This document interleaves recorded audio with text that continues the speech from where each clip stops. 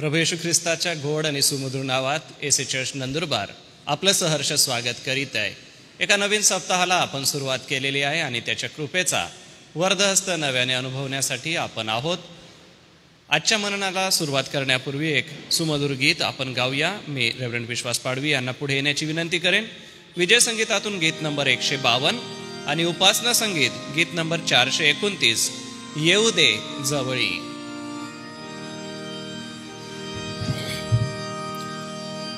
येऊ दे जवळी तू जवळी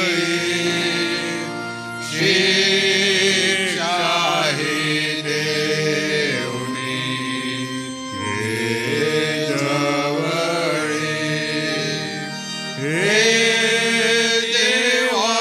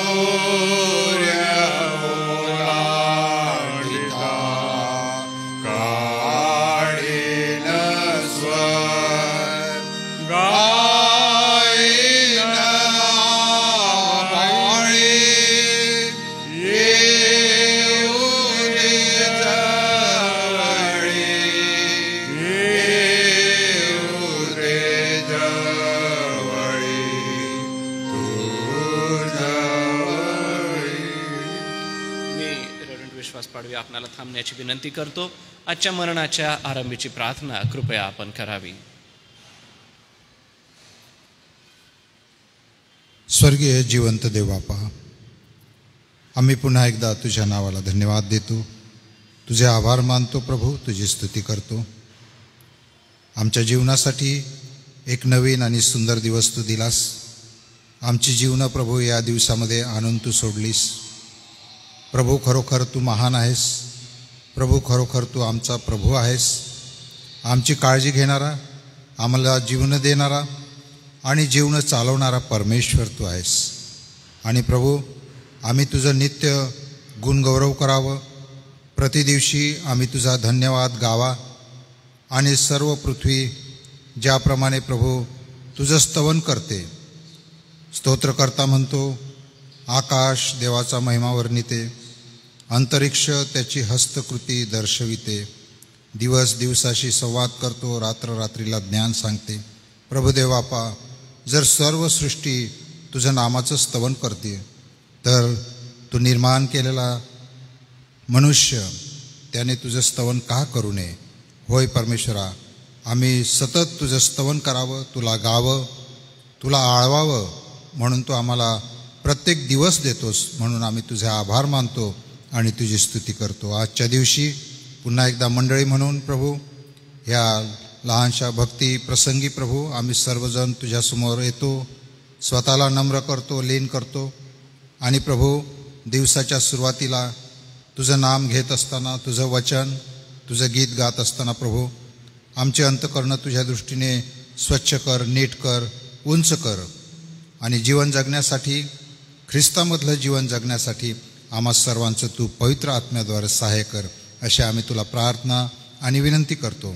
आजचं वचन प्रभू तुझे दास रेव्हरंट अनुप वळवी देत असताना ते वचन आम्ही सर्वांनी प्रभुदेवापा ऐकावं, श्रवण करावं.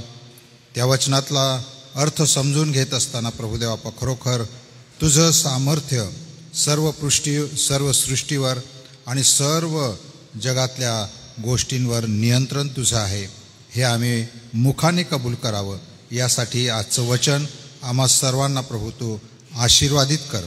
या वचनाद्वारे पुन्हा एकदा आम्हाला तू सदृढ आणि मजबूत कर, अशी आम्ही तुला प्रार्थना आणि विनंती करतो. यावेळेला आम्ही सर्वजण तुझ्या हातात पडतो. येशूच्या नावाने ही प्रार्थना केली म्हणून तो ऐक. आमेन. धन्यवाद. प्रियजन हो, प्रभू येशू ख्रिस्ताने केलेल्या चमत्कारावरती आपण मनन करीत आहोत आणि त्यासाठी आजचा जो शास्त्र भाग आहे किंवा आजचं जो चमत्कार आहे तो आपण वाचणार आहोत लुकाच्या शुभवर्तमानातून. तर आपण आपल्या पवित्र शास्त्रामध्ये लुककृत शुभवर्तमान अध्याय 7 आणि वचन 11 पासून 17 पर्यंत मी आपणासाठी वाचतो. लूक अध्याय 7 वचन 11 पासून 17 पर्यंत.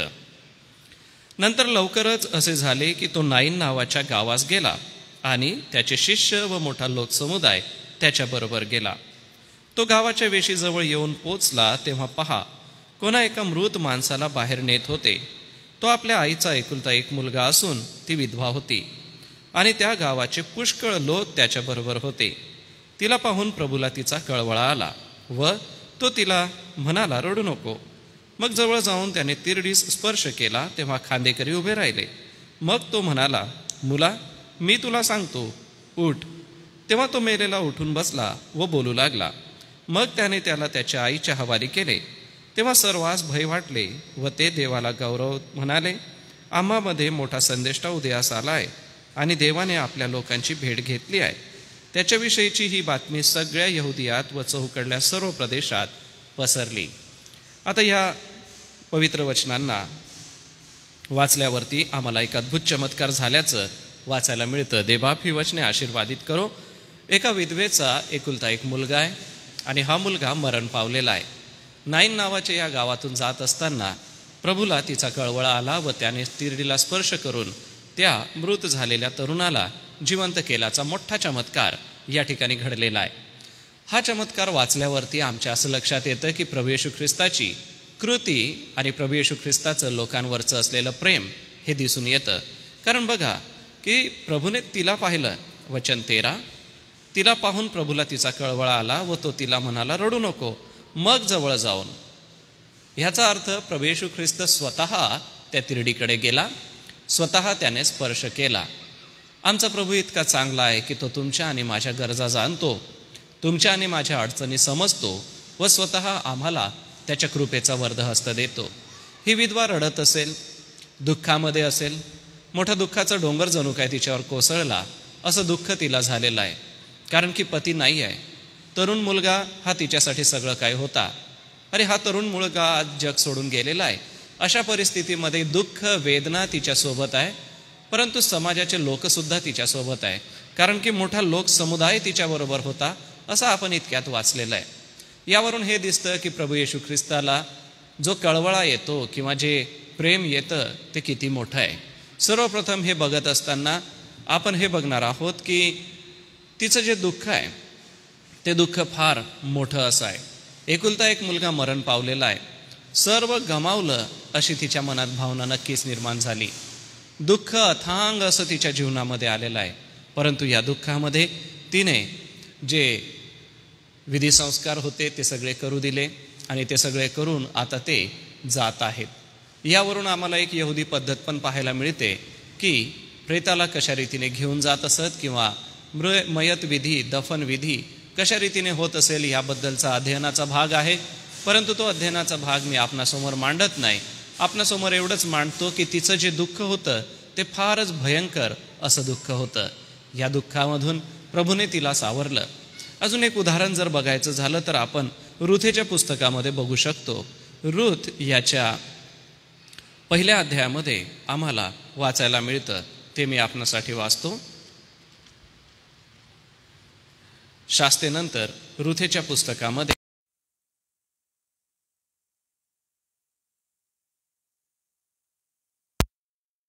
कळवळा आला व तो तिला म्हणाला, रडू नको। यातून हे दिसून येतं की प्रभू येशू ख्रिस्ताला सहानुभूती होती त्या महिलेबद्दल व जे लोक तिच्या सोबत चालत होते त्यांच्याबद्दल। प्रभू तिला म्हणतो रडू नको। आज रडणं हे मनातून असू शकतं, रडणं अश्रूतून असू शकतं, रडणं हे आमच्या जीवनाचा जणू काय एक भाग आहे, अविभाज्य घटक असा बनून गेलेला आहे। परंतु आमचं हे रडणं प्रभू पाहतो। तिचं रडणं प्रभूने पाहिलं व तिच्या रडण्याला आमच्या प्रभूने आनंदामध्ये परिवर्तित केलं। प्रभू येशू ख्रिस्ताला तिचा कळवळा आला व तिच्या दुःखाला प्रभू येशूने पूर्णपणे बदलून टाकलं। प्रियजन हो, आमचे अश्रू परमेश्वर पाहतो हे आपण कदापि विसरू नये। येशू ख्रिस्ताच्या स्वभावाला या ठिकाणी दर्शवलेला आहे। येशू ख्रिस्ताचा जो स्वभाव आहे तो कळवळ्याने भरलेला स्वभाव आहे। कळवळा म्हणजे कोणी दुःखात आहे ते बघून त्याला त्या व्यक्तीबद्दल वाटणारं प्रेम, आणि हे त्या व्यक्तीबद्दल वाटणारं जे प्रेम आहे ते प्रभू येशूच्या कृतीतून दिसून येतं। कारण की प्रभूला तिचा कळवळा आला, तिच्याबद्दलची सहानुभूती त्याच्या मनामध्ये आली आणि तो तिच्याकडे गेला। हेच आम्हाला मत्तई 9:36 मध्ये वाचायला मिळतं की मेंढपाळ नसलेल्या मेंढरांप्रमाणे लोक पाहून प्रभू येशू ख्रिस्ताला त्यांचा कळवळा आला। मेंढपाळ नाहीये अशी मेंढरं कुठेही भटकतात, कोणताही चारा खातात व कोणत्याही दिशेला निघून जातात, सैरावैराती होऊन जातात। कसल्याही प्रकारचा त्यांचा संपर्क आपल्या समूहाशी नसतो। त्याच पद्धतीने लोक सैरावैरा झालेले आहेत। लोकांची परिस्थिती ही देवापासून दूर गेलेली आहे आणि ही देवापासून दूर गेलेली परिस्थिती पूर्णपणे बदलण्यास आमचा प्रभू समर्थ आहे हे आपण कदापि विसरू नये। त्या दुःखामध्ये प्रभू येशूचा कळवळा आम्हाला पाहायला मिळतो। सोबतच इब्री 4:15 हे आम्हाला वाचावं लागेल। मी आपणासाठी वाचतो। इब्री लोकासपत्र 4थ्या अध्यायाचं 15वं वचन मी आपल्या सगळ्यांसाठी हे वाचतो। त्यामध्ये आमचा जो प्रभू आहे त्याच्याबद्दल फार सुंदर गोष्ट सांगितलेली आहे की आमचा प्रभू कशा रीतीचा आहे, आमच्या प्रभूला आमच्याबद्दल काय कळवळा आहे। 4थ्या अध्यायाचं 15वं वचन, कारण आपल्या सर्वांच्या दुर्बलतेविषयी ज्याला सहानुभूती वाटत नाही असा आपला प्रभू याजक नाही, तर तो सर्व प्रकारे आपल्याप्रमाणे पारखलेला होता तरी निष्पाप राहिला। आमचा प्रभू पारखलेला होता, निष्पाप राहिला। दुर्बलतेविषयी त्याला समजतं, आमच्याबद्दल त्याला कळतं, तो आम्हाला पारखतो आणि आम्हाला पारखून आमच्या जीवनामध्ये तो अमूलाग्र बदल घडवतो। प्रियजन हो, आमचा प्रभू दुःख काय आहे हे जाणून होता। आमच्या प्रभूला हे माहिती होतं वेदना काय आहे। आमच्या प्रभूला हे माहिती होतं की या दुःखाच्या प्रसंगातून बाहेर काढाव्यास मी समर्थ आहे। यातून एक फार मोठा मुद्दा सुद्धा आम्हाला पाहायला मिळतो, तो म्हणजे मरणावरती कोणाला सामर्थ्य आहे, तर मरणावरती प्रभू येशू ख्रिस्ताला सामर्थ्य आहे। मरणातून जीवनामध्ये घेऊन जाण्याचं सामर्थ्य केवळ प्रभू येशू ख्रिस्ताला आहे। येशू ख्रिस्ताने आपल्या कृतीतून ते दाखवलं की या मरणावरती विजय मिळवण्यास मी समर्थ आहे, आणि या मरणावरती विजय मिळवून प्रभू येशू ख्रिस्ताने तुम्हाला आणि मला हे दाखवून दिलं की आमचा प्रभू सामर्थ्यशाली प्रभू परमेश्वर आहे. येशूला तिचा कळवळा आला आणि तो तिच्या जवळ गेला. तिसरा मुद्दा लुकाच्या 7व्या अध्यायामध्ये वचन 14 आणि 15 मध्ये आहे. मग जवळ जाऊन त्याने तिरडी स्पर्श केला, तेव्हा खांदेकरी उभे राहिले. मग तो म्हणाला, मुला मी तुला सांगतो, उठ. तेव्हा तो मेलेला उठून बसला व बोलू लागला. मग त्याने त्याला त्याच्या आईच्या हवाली केले. येशूला मृत्यूवरचा अधिकार आहे हे आपण कदापि विसरू नये. आम्हाला पुढे लाजाराच्या जीवनामध्येही दिसतं. लाजार जो मरून 3 दिवस झालेले आहे, त्याच्याकडे देखील प्रभू येशू ख्रिस्त जातो आणि कबरेच्या समोरूनच त्याला म्हणतो आणि तो जिवंत होऊन बाहेर येतो. प्रियजन हो, याईराच्या कन्येचंही उदाहरण बघा. याईराची कन्या मरण पावलेली आहे, परंतु प्रभू येशू ख्रिस्त तिला जिवंत करतो. का जिवंत करतो? कारण की येशू मृत्यूवर विजयी असा परमेश्वर आहे. मृत्यूवरती विजय मिळवण्याचं सामर्थ्य त्याच्यात आहे. जर आपण योहान 5:28 हे वचन वाचलं तर आम्हाला याचं अधिक स्पष्टीकरण मिळेल. योहानाचा 5वा अध्याय आणि वचन 28 याविषयी आश्चर्य करू नका, कारण कबरातील सर्व माणसे त्याची वाणी ऐकतील आणि ज्यांनी सत्कर्मे केली ते जीवनाच्या पुनरुत्थानासाठी व ज्यांनी दुष्कर्मे केली ते न्यायाच्या पुनरुत्थानासाठी बाहेर येतील, अशी वेळ येत आहे. प्रियजन हो, आम्हाला मरणातून जीवनाची आशा आहे व ही मरणातून जीवनाची आशा आज तुमच्या माझ्यासाठी आहे. बघा, एका बाजूला येशूचा कळवळा आहे, दुसऱ्या बाजूला विधवेचं दुःख आहे, तिसऱ्या बाजूला पुनरुत्थानाचं सामर्थ्य आहे. मग आज आपण आपल्या मननामध्ये आपल्या स्वतःचा विचार घेऊया की आम्ही कशा रीतीने जात आहोत. आमचे विचार आणि आमच्या कल्पना आमच्या प्रभूविषयी कशा आहेत. प्रियजन हो, आमचा प्रभू मृत्यूवर विजय देणारा प्रभू परमेश्वर आहे. विधवेच्या मुलाला जिवंत करून येशूने हेच दाखवलं की मरणाचा जिवंत करण्याचा अधिकार, मरणावरती जिवंत करण्याचा जो अधिकार आहे तो केवळ प्रभू येशू ख्रिस्ताकडे आहे. व हा अधिकार प्रभू येशू ख्रिस्ताने वापरून तुम्हाला आणि मला त्या सार्वकालिक जीवनाची आशा दिली. जसं त्या विधवेला दुःख झालं, तिचं ते दुःख प्रभू येशू ख्रिस्ताने कळवळ्याने मिटवलं आणि तिचा मुलगा तिला जिवंतपणे दिला. आज तुम्हाला आणि मला मरण ही सत्यता आहे, परंतु पुनरुत्थान ही धन्य आशा आहे. या पुनरुत्थानाच्या आशेवरती तुम्हाला आणि मला भरोसा ठेवायचा आहे. पुनरुत्थानाची आशा आपण बाळगायची आहे. तिच्या दुःखाला प्रभूने बदलून टाकलं, तसं देवबाप तुमचं आणि माझं दुःख बदलून टाकेल. येशूला जसा तिचा कळवळा आला तसा परमेश्वर देवबाप तुम्हालाही त्याचा तुमच्यासाठीही त्याला कळवळा आणि करुणा आहे हे आपण विसरू नये. एवढंच नव्हे तर जसं विधवेच्या मुलाला जिवंत केलं, ती पुनरुत्थानाची आशा तुम्हाला आणि मला आहे. या पुनरुत्थानाच्या आशेवर तुम्ही आणि मी विश्वास ठेवला पाहिजे. या पवित्र वचनाच्या द्वारे देवबाप तुमची जीवन आशीर्वादाने भरून टाको. सारा आदर मान महिमा प्रभू परमेश्वराला असो. आजच्या या सकाळसाठी प्रभू देवबापाला धन्यवाद असो, कारण की आमचा देवबाप आम्हाला सहाय्य करतो, आम्हाला त्याची कृपा पुरवतो आणि विविध गोष्टींच्या द्वारे तो आम्हाला त्याच्या कृपेचा अनुग्रह देत असतो. आज सकाळी आम्ही प्रार्थना विनंत्या करत असताना ज्या प्रियजनांचे वाढदिवस आहे त्यांची आपण आठवण करूया. त्यापैकी आज ज्या प्रियांचे वाढदिवस आहे त्यापैकी मेरी विलास वळवी, अश्विनी वसावे यांचा वाढदिवस आहे. मंडळीच्या वतीने त्यांना मी शुभेच्छा देतो. सोबतच प्रियजन हो, SM मिशन हायस्कूल व कनिष्ठ महाविद्यालय नंदुरबार यांना गुणवत्ता हीच आमची विश्वासार्हता याच्याद्वारे जे सेवा प्रभू परमेश्वराने दिलेल्या आहे त्यामध्ये विविध क्षेत्रामध्ये प्रभूने आपल्या शाळेला क्रीडा क्षेत्रामध्ये यश दिलेलं आहे. त्यामध्ये धनुर्विद्या आहे, जुडो कराटे आहे, फुटबॉल आहे, क्रिकेट आहे, हॉकी आहे, अशा विविध गोष्टींमध्ये प्रभूने आपल्या शाळेच्या विद्यार्थ्यांना यश दिलेलं आहे. तर यासाठी माननीय प्राचार्य नूतन वर्षा वळवी मॅडम आणि संपूर्ण शाळेचे शिक्षक वर्ग, पर्यवेक्षक यांचं अभिनंदन प्रार्थना गटाच्या वतीने करतो. देवबाप SAMची सेवा अशीच आशीर्वादित करो. आजारी प्रियांची नित्य आपण प्रार्थना करू. प्रार्थना विनंत्या आपल्या सगळ्यांकडे आलेल्या आहे. आपल्या सगळ्यांच्या वतीने मी रेव्हरेंड LP वळवी पाळकसाहेब आपल्याला विनंती करणार आहे. सर्वांच्या वतीने तुम्ही पुढे या, प्रार्थना करा आणि पाळकसाहेबांच्या प्रार्थनेनंतर प्रभूची प्रार्थना म्हणून आशीर्वादासाठी देखील मी रेव्हरेंड LP वळवी पाळकसाहेब आपल्याला विनंती करेन, आशीर्वाद द्या आणि मग गीत गाऊन उद्याच्या सूचना घेऊया. प्रार्थना करू आपण. पवित्र, सर्वशक्तिमान, सर्व समर्थ प्रेमळ स्वर्गीय पित्या, धन्यवादित आमच्या प्रेमळ बापा, प्रभू येशूच्या पवित्र नावामध्ये या सकाळच्या समयी आम्ही मनापासून धन्यवाद देतो, कारण तू योग्य आहे. आणि प्रभू, आज सकाळीच जी तुझी कृपा आमच्यावर तू प्रगट केली, या सकाळी आम्ही तुझं वचन ऐकावं, तुझ्या वचनाची घोषणा करावी, यासाठी तुझ्या दासाला कृपा पुरवली. आम्हाला तुझं वचन ऐकण्यासाठी तू कृपा पुरवली, म्हणून आम्ही धन्यवाद देतो. ज्या वचनाचे योगे प्रभू तुझं जीवन, तुझ्या सेवेचा उद्देश, तुझं प्रेम, दया, करुणा जी सनातन आहे, जी युगानुयुग आहे, की त्या पृथ्वीवरच्या सेवा कार्यामध्ये केलेले चमत्कारामधून प्रभू तू आपली प्रीती कळवळा तू प्रकट केलेला आहे.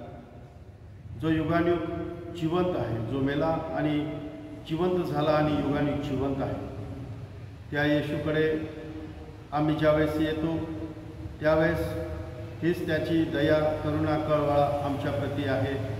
कारण तो आम्हाला जाणतो, तो आम्हाला पारखतो, आमची दुर्बलता जाणून आहे. आणि असा महान प्रभू जो क्रोधामध्येही दयेचं स्मरण करणारा परमेश्वर आहे. आणि म्हणून प्रभू आम्ही धन्यवाद देतो.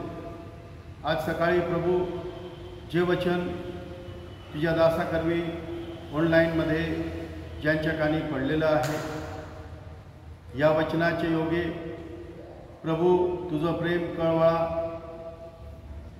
आणि यामधून आलेलं तुझं सामर्थ्य, तू प्रगट केलेलं चमत्कार, मरणाला तू घालवून दिलं, किती अद्भुत परमेश्वर आहे. आज या सकाळी आम्ही धन्यवाद देतो प्रभू, कारण तू जिवंत आहे आणि म्हणून आम्ही जिवंत आहोत. धन्यवादित प्रभू येशू ख्रिस्ता, आज ज्या लेकरांचा वाढदिवस आहे, अश्विनी आणि इतर जे काही आपले जन्मदिवस प्रभू साजरा करीत आहे, त्यांच्यासाठी माझी प्रार्थना आहे. त्यांना येणाऱ्या वर्षात तुझी कृपा पुरव, मार्गदर्शन कर, स्वरक्षण कर आणि सर्व चांगुलपणामध्ये तुझ्यासाठी जीवन जगण्यास कृपा पुरव. संकटापासून, अरिष्टापासून रक्षण. जे प्रभू वयोवृद्ध आहे, ज्यांची नावे आम्ही सदैव प्रभू तुझ्यासमोर ठेवतो, रैताबाई, DM पाटील आणि लवणे ब्रदर आणि इतर सर्व प्रभू जे वयोवृद्ध आहे, त्यांना प्रभू या वृद्धपण काळामध्ये त्यांना तुझ्या कृपेची, दयेची गरज आहे आणि ती तू पुरी प्रभू. आणि या समयामध्ये, या स्थितीमध्ये तुझी इच्छा समजून घेण्यास त्यांना तू आपली कृपा पुरव. कारण तू म्हटलेलं आहे की तुमची शक्ती क्षीण होत चालली असता मी तुम्हाला कधी सोडणार. प्रभू, मी प्रार्थना करतो या सर्व आजारी बंधू भगिनीसाठी, वयोवृद्धासाठी तुझ्या चरणापाशी आमची प्रार्थना आहे. कारण सर्व मानवजात तुझ्याकडे येते, कारण तू प्रार्थना ऐकणारा परमेश्वर आहे. प्रभू येशू, मी प्रार्थना करतो या संस्थेच्या द्वारे जी सेवा शैक्षणिक क्षेत्रामध्ये होत आहे आणि तू दिलेल्या यशाबद्दल आम्ही धन्यवाद देतो. सर्व व्यवस्थेबद्दल धन्यवाद देतो. लागणारी कृपा पुढील दिवसामध्ये तू पुरव आणि अधिक तुझ्या गौरवासाठी ही सेवा अधिक पुढे प्रभू तू दे. त्याचप्रमाणे मंडळांचं सेवा कार्य आहे, सर्व सेवक मंडळ्या आणि सर्व व्यवस्था यासाठी देखील प्रार्थना आहे. प्रभू, या सर्व सेवा कार्यामध्ये तुझी कृपा, दयादृष्टी प्रभू तू ठेव. आम्हाला ठाऊक आहे प्रभू, आम्ही अशा समयामध्ये अगदी जवळ आणि एक एक पाऊल जवळ जात असताना मंडळी प्रभू या शेवटल्या समयाच्या दिशेने वाटचाल करीत असताना तुझ्या वचनानुसार प्रभू आमच्या जीवनामध्येही कृपा पुरव की प्रत्येक मंडळी विश्वासणारे तुझ्या दिवसासाठी आम्ही सदैव तयार असावे.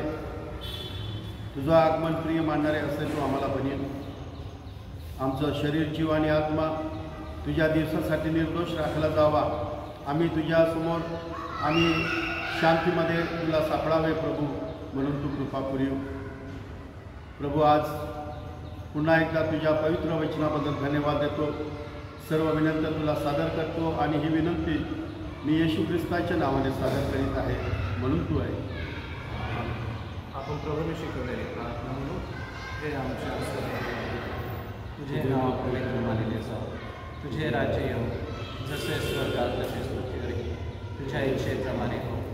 आमची रोजची भाकर आज तू आम्हास दे, आणि जसे आम्ही आमच्या गुन्ह्यास तसेच तू आमचे गुन्हे आम्हास हो, आणि आम्हास परीक्षेत आणू तर आम्हास पकडण्यापासून सुटे, कारण की राज्य सामर्थ्याने नको हे सर्व काळ तुझेच आहे. बाळासाहेब आशीर्वाद देते. आता आपल्या प्रभू येशू ख्रिस्ताची कृपा, देव बापाची महान प्रीती, पवित्र आत्म्याची गोड सहभागिता इथे जमलेल्या तुझ्या सर्व प्रिय दासाबरोबर, ऑनलाईनमध्ये ज्यांनी तुझं वचन ऐकलं त्या सर्व प्रिय जनाबरोबर, देवाची प्रिय मंडळी आणि निवडलेले राष्ट्र इस्रायल याबरोबर प्रभू येशू तू येईपर्यंत असो.